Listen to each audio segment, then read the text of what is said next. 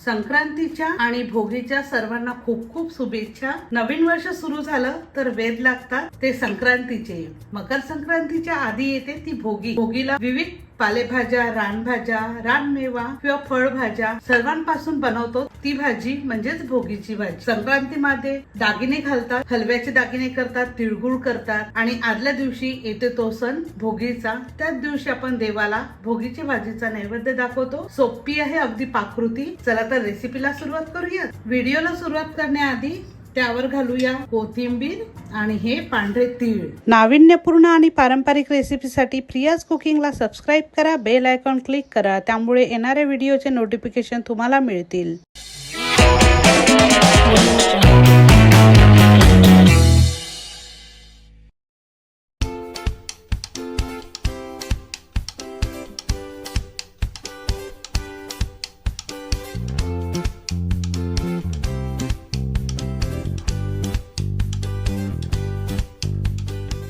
काय ओळखलात ना पूर्वतयारी बघून कशाची भाजी असणार? अर्थात ही आहे भोगीची भाजी।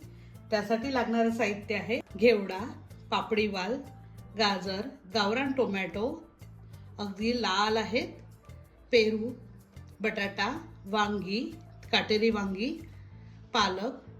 त्यानंतर मी ह्या भाज्या तोडून घेतलेल्या आहे तुम्हाला दाखवण्यासाठी। ही पापडी वाल आणि घेवडा वेगवेगळा ठेवला होता, गाजराचे तुकडे, बोरं, त्यानंतर तुरीची दाणे, मेथी, कोथिंबीर, हिरवा वाटाणा, भिजवलेले शेंगदाणे, त्यानंतर हिरवे चणे किंवा आपण हिरवे हरभरे चना सुद्धा म्हणतात, पावट्यांचे दाणे, पावट्यांचे छोटे शेंगा असतात त्यांचे हे दाणे आहेत। त्यानंतर मसाल्यांसाठी लाल तिखट, हळद, गूळ। गुळाऐवजी तुम्ही ऊस सुद्धा यूज करू शकता, पण ऊस मला मिळाला नाही त्यामुळे मी गूळ घेते आहे। त्यानंतर हा आहे गोडा मसाला, मीठ, त्यानंतर सुकं खोबरं मी भाजून घेतलेलं आहे, ओलं सुद्धा यूज करू शकतात। ज्या भागामध्ये जे खोबरं खातात ओलं किंवा सुकं त्याप्रमाणे आपण वाटण तयार करू शकतो। त्यानंतर भाजलेले तीळ आहे, हे आहे धने पावडर आणि ही आहे भिजत घातलेली चिंच आहे। चिंचेच्या जागी तुम्ही आंबट चुका सुद्धा यूज करू शकता। यात परत चाकवत ही सुद्धा पालेभाजी असते पण ती मला मिळाली नाही, जे असेल उपलब्ध असेल त्यापासून सुद्धा आपण भोगीची भाजी तयार करू शकतो। चला तर सर्वात आधी वाटण तयार करून घेऊया। आपण एक वाटण तयार करून घेणार आहोत। त्यासाठी सुके खोबरे मी बारीक चिरून घेतलेले आहे। सुरुवातीला सुके खोबरेच आपण मिक्सरवर बारीक करून घेऊयात, कारण लगेच तीळ घातले तर प्रॉपर बारीक होणार नाहीत आणि दाताखाली येतात। सुके खोबरे मी बारीक करून घेतलेले आहेत त्यामुळे प्रॉपर असे बारीक झालेले आहे। त्यानंतर 2 चमचे मी भाजलेले तीळ घालून घेते आहे। त्यानंतर 5 ते 6 लसूण पाकळ्या। लसूण अगदी ऑप्शनल आहे, मी सांगताना बाजूलाच राहिलेला, ऍक्च्युली मुलं घरात असले तर आपल्याला पण सुचत नाही। हा लसूण घातलेला आहे 5 ते 6 पाकळ्या। त्यानंतर थोडी मी कोथिंबीर अगदी अख्खी घालते आहे, त्यामुळे वाटणाला खूप छान चव येईल। हे सुद्धा आपण मिक्सरवर बारीक करून घेऊयात। आपलं वाटण रेडी आहे, भाजी करून घेऊयात। भाजी करण्याकरता मी एक कढई घेतलेली आहे, तेल घालून घेऊया 2 पळ्या। तेल छान तापलेलं आहे, 1 चमचा मोहरी। मोहरी छान गरम झाली की आपण हे वाटण घालून घेऊया। मी पूर्ण वाटण घालून घेतलेलं आहे। त्यानंतर थोडी कोथिंबीर फोडणीमध्ये जर आम्ही घालते तर मसाला छान परतून घेऊया। याच मसाल्यामध्ये मी बारीक चिरलेला टोमॅटो घालते आहे, हा सुद्धा खमंग असा मसाल्यामध्ये परतून घ्यायचा आहे आणि गॅस मीडियम फ्लेमवर करून तेल सुटेपर्यंत मसाला होऊ द्यायचा आहे। कढईने तेल सुटायला लागलेलं आहे। मिक्सरच्या पॉटमध्ये मी थोडं पाणी घालून घेतलं होतं, ते सुद्धा घालते आहे।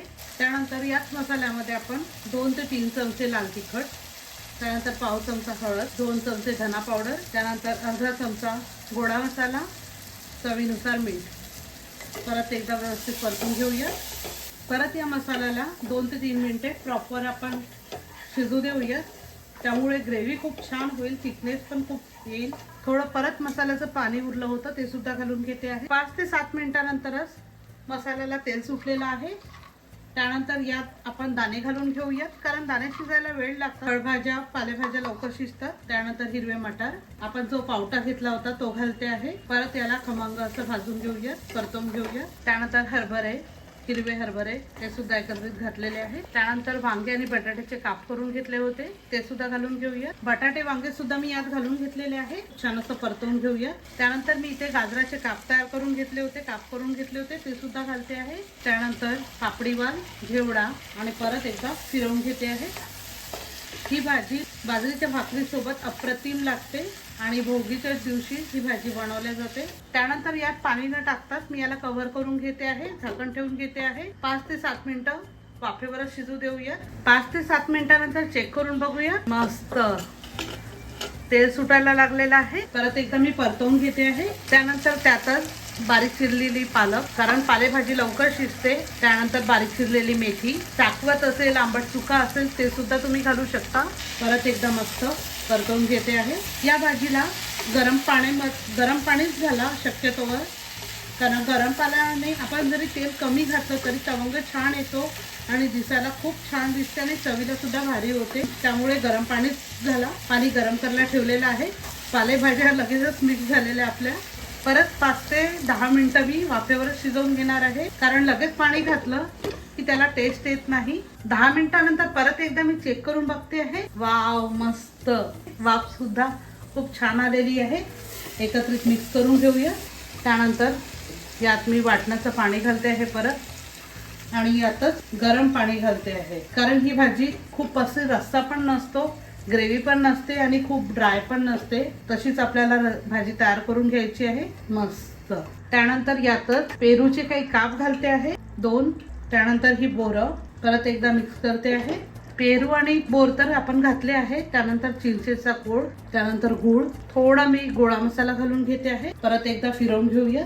परत मी थोडं जस्ट गरम पाणी घालते आहे. एकत्रित मिक्स करून घेऊया. शेंगदाणे भिजत घातले होते ते सुद्धा यात घालून घेते आहे. ते वरून घालते आहे. ऑलमोस्ट सर्व फळभाज्या, पालेभाज्या, फळं सगळं पोटात जातं भोगीच्या भाजीमध्ये एकत्रित. त्यामुळेच याचं नाव भोगीची भाजी असं पडलं असेल. परत आपण 10 ते 15 मिनिटं मंद आचेवर याला शिजू देऊया. झाकण ठेवून घेते आहे. 10 मिनिटानंतर परत एकदा चेक करून बघूया. वाव, मस्त. कमी तेलात सुद्धा छान तवंग आलेला आहे, कारण आपण गरम पाणी वापरलं होतं. करून घेऊया. मस्त प्रत्येक दाणा शिजलेला आहे. बोटाने चेपून सुद्धा दाखवते आहे. खूप छान. प्लेटिंग करून घेऊया.